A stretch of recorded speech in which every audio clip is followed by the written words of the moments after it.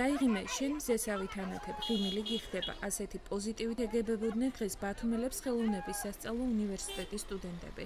ზის დღე არის დღეს.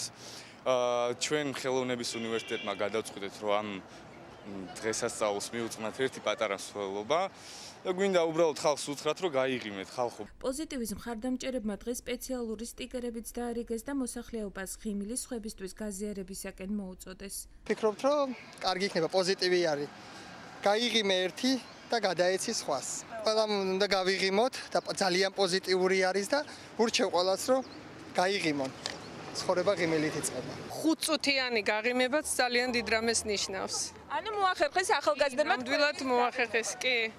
და ძალიან სასიამოვნო ღონისძიება იყო. ვარდების სკვერში საგანგებოდ მოწყობილი ფლეშმობით ახალგაზრდები თანაქალაქელების გაღიმებას შეეცადნენ. ღიმილის აქცია სტუდია ბითი არტის აღსაზრდელებით შეუერთდნენ. სმაილი გაიღიმე.